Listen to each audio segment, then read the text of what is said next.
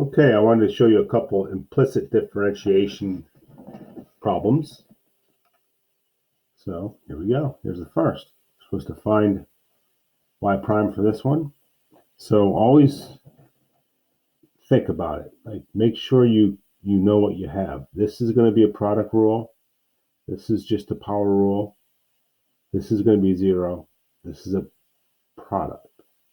So first term is a product, so it's the first times the derivative of the second. The derivative of y is y prime, plus the second, which is y, times the derivative of the first, which is 2x,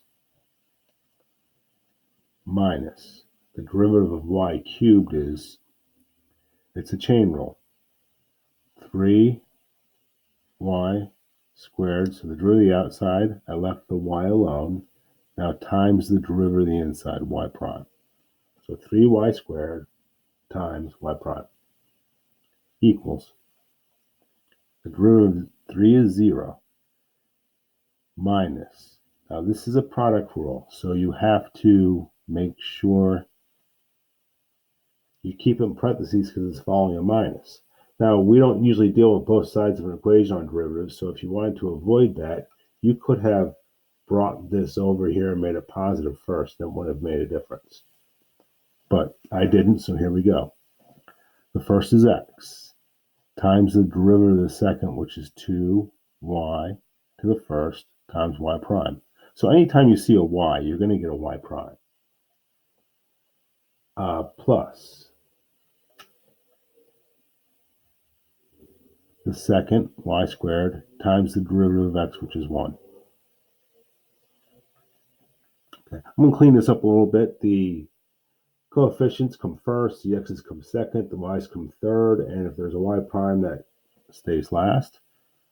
So x squared y prime plus 2xy minus 3y squared y prime equals a negative 2xy y prime minus y squared. Every y prime should be over on the left-hand side, and every non-y prime term should be on the right-hand side. So I have x squared y prime minus 3y squared y prime. This I'm going to bring over. But see this? I'm going to also bring this over here. So plus 2xy y prime equals negative y squared minus this term minus 2xy. The reason you do that is because now you can factor out y prime, and it will be easy to solve for. X squared minus 3y squared plus 2xy. Here I'm going to factor out a negative y just because I can.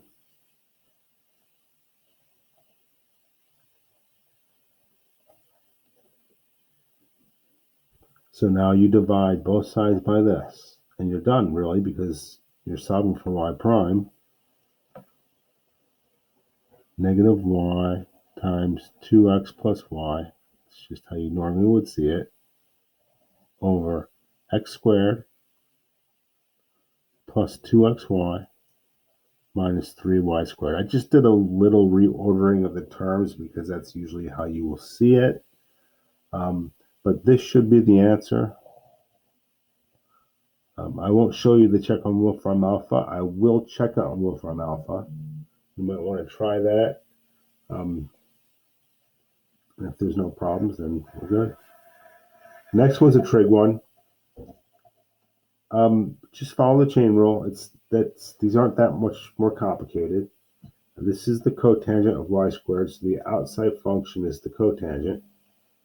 So the derivative of cotangent is negative secant squared, leave the inside alone. So I'm going to do this symbolically.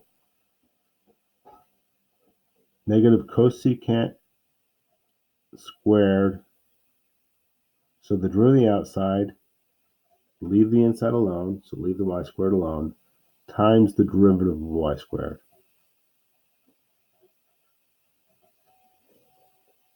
So we'll take care of that next. Minus 2x minus the derivative of y is y prime. So y prime, and don't forget to take the derivative of this side. The derivative of 10 is 0. So now I'm going to take this derivative. So negative cosecant squared, y squared.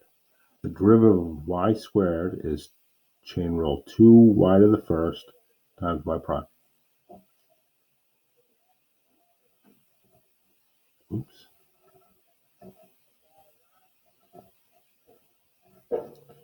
So you can see I'm going to bring this negative 2x over here. I'm going to clean this term up a bit. And here we go. Negative 2y y prime times the cosecant squared y prime. Oops. Y squared, sorry. That's an ugly looking term, but it'll be fine. Minus y prime equals 2x. They both have a y prime, as they should, if you did this right. I'm going to factor out a y prime. I don't want to factor out a negative y prime because I'm trying to find positive y prime.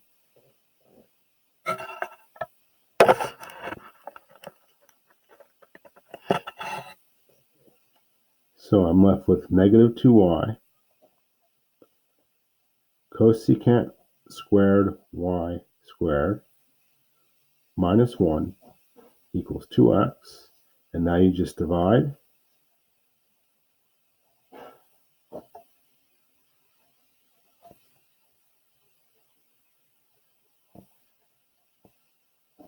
And I'm going to factor out negative from the bottom and just put out in front. It just makes sense to do that.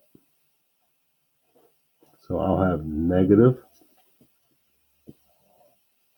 2x over 2y cosecant squared y squared plus 1. I'm also going to check this on Wolfram alpha.